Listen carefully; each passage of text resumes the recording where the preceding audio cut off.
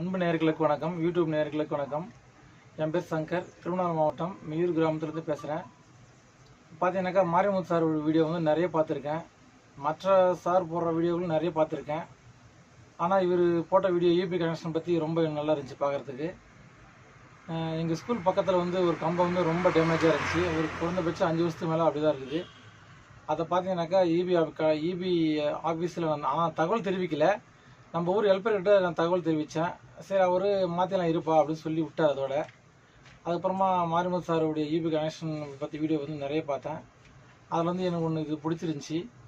அதனால் ஒரு 1912 நம்பருக்கு கால் பண்ணுங்கள், இது வந்தாலும் அப்படின்னு ஸ்டெப் எடுப்பாங்கன்னு சொன்னார்.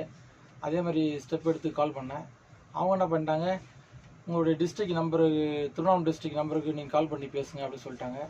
உடனே அவங்களுக்கு என்ன பண்ண, ஃபோன் பண்ணி பேசும்போது ஃபோட்டோ எடுத்து அனுப்பிச்சி விடுங்க அப்படின்னு சொன்னாங்க. ஃபோட்டோ எடுத்து அனுப்பிச்சுட்டேன். ரிப்ளை அவங்க பண்ணவே இல்லை, எதுவுமே பண்ணல.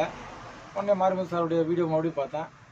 அவர் வந்து 9498794987 அந்த நம்பருக்கு சென்னைக்கு கால் பண்ணி பேசலாம் அப்படின்னு சொன்னார். அந்த நம்பருக்கு கால் பண்ணி பேசினேன்.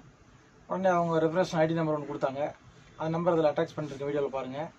கம்பமோடு ஃபோட்டோவும் போட்டிருக்காங்க, அதையும் பாருங்கள். அப்புறமா என்ன பண்ணாங்கன்னா, ஃபோட்டோ பிடிச்சி அனுப்பிச்சதுக்கு அப்புறம் ஓகே ஆகிடுச்சு. உடனே வந்து 2 நாள் இல்லை 3 நாள் வந்து கம்பத்தை சரி பண்ணி மாற்றி விட்டாங்க. இந்த வீடியோ பார்க்கும்போது ரொம்ப சந்தோஷமாக இருக்குது. நீங்களும் அது மாதிரி ட்ரை பண்ணுங்கள், எதுவும் பயப்படாதீங்க.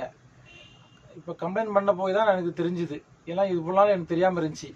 சாரோட வீடியோ பார்த்தாலும் எனக்கு ஒரு நம்பிக்கை வந்துச்சு, ஓகே ஆகும் அப்படின்னு. அதே மாதிரி ஓகே ஆயிடுச்சு.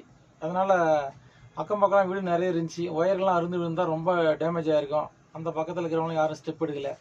சாரோட வீடியோ பார்த்தாலும் எனக்கு ஸ்டெப் எடுத்து புதுக்கம் போட்டு விட்டாங்க. ரொம்ப நன்றிங்க.